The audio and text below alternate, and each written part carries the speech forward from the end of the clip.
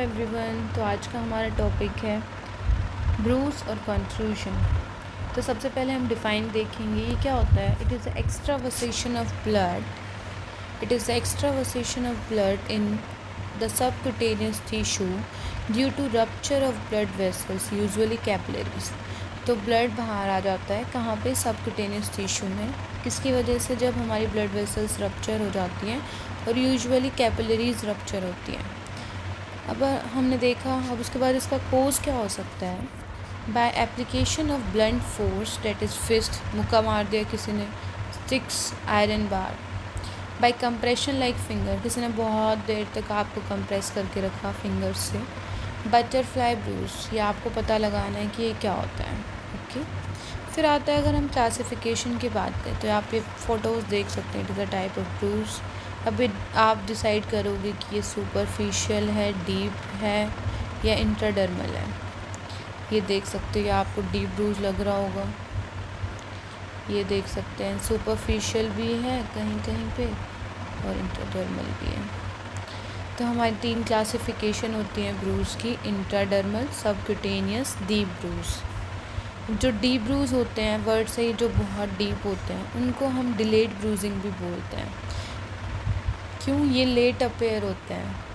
उसके बाद अगर हमें डीप ब्रूज देखने हैं तो इंफ्रारेड फोटोग्राफी का यूज़ करना पड़ेगा हमें। तो क्या फैक्टर्स ऐसे होते हैं जो ब्रूज को इन्फ्लुएंस करते हैं? सबसे पहले हम बात करें द टाइप ऑफ टिश्यू और साइट इन्वॉल्व।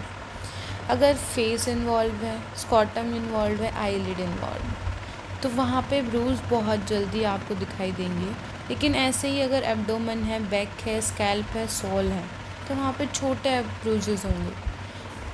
जो स्कैल्प पे ब्रूज होते हैं वो ज़्यादा अच्छे से फील हो पाते हैं। एज, यूजुअली चिल्ड्रन और एल्डरली में हमें ज़्यादा इजीली ब्रूज दिखते हैं। Sex, women tend to bruise easily.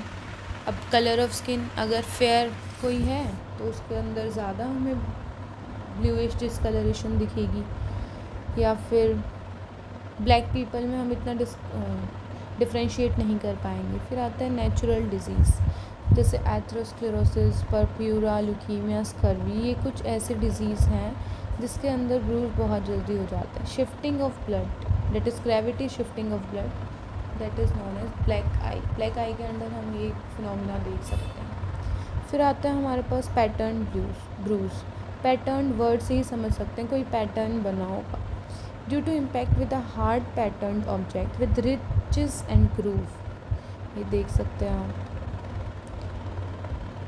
ये किसी चीज़ का पैटर्न बना हुआ, ये देख सकते हैं।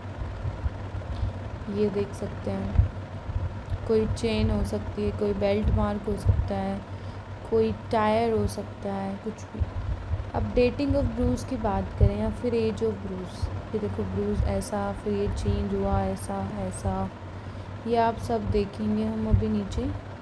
अगर फ्रेश ब्रूज है तो वो रेड कलर का दिखेगा, जैसे यहाँ पे आप देख सकते हैं।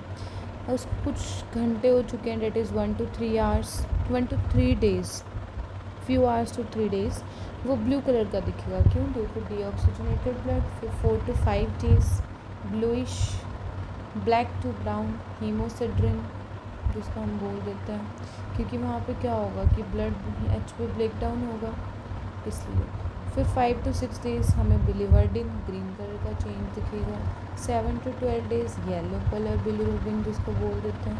2 weeks नॉर्मल। फिर अगर हम बात करें कॉम्प्लिकेशंस की, कॉम्प्लिकेशन डेथ भी हो सकती है पेशेंट की due to shock and internal haemorrhage. Gangrene बन सकता है। बैक्टीरियल इन्फेक्शन, अगर हम बात करें तो कौन सा बैक्टीरिया सबसे ज़्यादा? Clostridium bacteria. Pulmonary fat embolism. फिर आता है, अब हमने इतना सब पढ़ा तो इसका मेडिको लीगल इम्पोर्टेंस क्या है? First, to find out age of injury. Second, degree of violence, nature of injury, character of injury, manner of injury. ये सब इन वर्ड्स आप फैमिलियर होंगे, नहीं तो आप बता सकते हैं कमेंट में अगर आपको किसी भी चीज़ का मतलब जानना है तो thank you everyone. I hope आप सभी को समझ आया होगा। So please do like, share and subscribe.